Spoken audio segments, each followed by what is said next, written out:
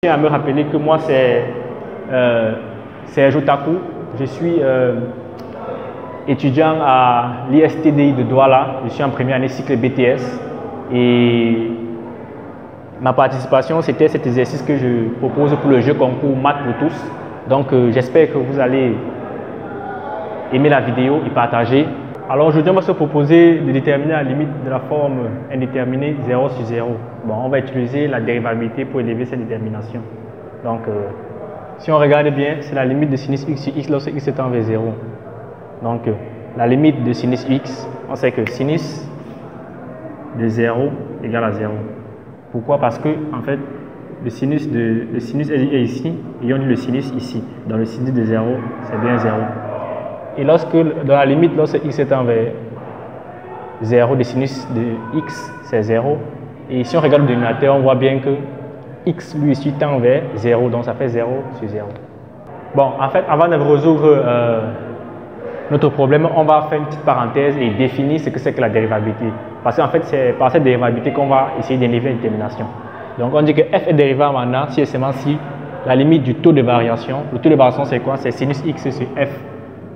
Sinus x moins f de a sur x moins a, la limite lorsque x tend vers a est une limite finie. Donc, si je calcule la limite de f de x moins f de a sur x moins a, lorsque x tend vers 0, est une limite finie. On note la limite de x, la limite lorsque x tend vers a de f de x moins f de a sur x moins a donne f' de a. F' de a appelé le nombre dérivé. Donc, en fait, on va essayer de fabriquer le taux de variation. C'est quoi le taux de variation? En fait, voici le taux de variation de la fonction. Qu'est-ce que je remarque? On dit que x tend vers 0 et ici là, x tend vers a. On voit bien que c'est ici là, a égale à 0. Donc, fabriquons le taux de variation de la limite. Donc, on aura la limite lorsque x tend vers, étant donné que a c'est 0 parce que j'ai envie de fabriquer ceci pour élever la détermination. Donc, limite lorsque x tend vers a, je vois bien que x tend vers 0. Donc, je sais que a c'est 0. Je vais d'abord faire le bas et voir comment ça se comporte. On a x moins a. Est-ce que j'ai x moins a ici au dénominateur, sachant que a égale à 0? On sait que a égale à 0 dans notre cas, puisque x tend vers 0 et ici là, x tend vers a. Donc, a égale à 0. Donc, j'aurai x moins 0. Est-ce que x moins 0 égale à x moins a? Effectivement, oui, puisque x moins 0, c'est encore x, et c'est encore ce qui est ici. Avec, si je pose maintenant avec f de x égale à sinus x. Si j'ai la fonction, si je pose ceci égale à sinus x, je peux me permettre de dire que f de x, c'est sinus x. Donc, si je viens et dis que sinus x moins f de a égale à quoi? A égale à 0. Donc, ça fait moins sinus de 0. Vous voyez bien que avec f de x égale à sinus x, j'ai fabriqué mon taux de variation qui est limite de sinus x moins sinus de 0 sur x moins 0. Vous voyez bien qu'il n'a rien changé parce que sinus de 0 c'est 0 et x moins 0 c'est toujours x. Alors on va essayer de faire un petit calcul. La limite lorsque x tend vers 0 de sinus de x, puisque sinus de 0 c'est 0, sur x moins 0 qui est x. Et ceci égale à quoi? Si on revient ici là, on a dit que si ceci donne une limite finie, alors la limite lorsque x tend vers a du taux de variation égale à f' de a. Donc je vais venir mettre ici là f' de a, f' de a, et je vais continuer les calculs. Donc ceci là, on obtient une limite lorsque x tend vers 0 de sinus de x sur x, puisque sinus de 0 c'est 0 et x moins 0 c'est x, égale à f' de a.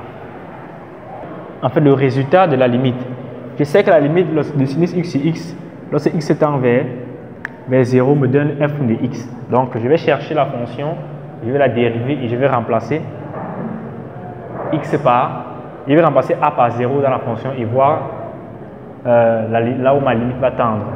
Donc, je sais que A c'est 0. Donc, je peux bien changer ce A par 0.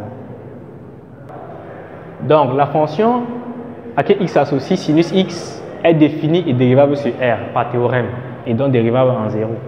Donc, je peux me permettre de dire maintenant que f de x égale à sinus x et donc f' de x égale à sinus x le tout prime. Alors, ceci on sait dériver. La dérivée de sinus x c'est cosinus x. Donc, on a f' de x égale à cosinus x. Et maintenant, si on revient ici, on avait la limite lorsque x est envers 0 de sinus x sur x égale à f' de 0. Donc, j'ai f' de x égale à cosinus x et il me reste juste à trouver f' de 0. Donc, pour trouver f' de 0, je vais venir ici dire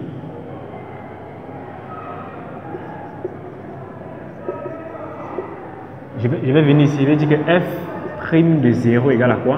Donc partout là il y a 0, partout là il y a x, je remplace par 0. Donc, ça fait cosinus de 0. Et nous savons que le cosinus de 0, si on revient dans notre triangle, dans notre cercle trigonométrique, le cosinus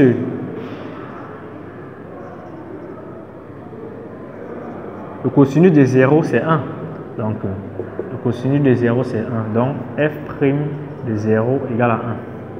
Et là, on peut conclure maintenant que la limite, lorsque x tend vers 0, de sinus x sur x égale à f' de 0 qui égale à 1. Et là, on peut conclure que la limite usuelle qu'on demande souvent, elle a été démontrée par la dérivabilité. Donc, la dérivabilité, c'est aussi un moyen d'élever l'éternisation des formes 0 sur 0. Donc, je vous prie de l'utiliser souvent et voir comment ça marche.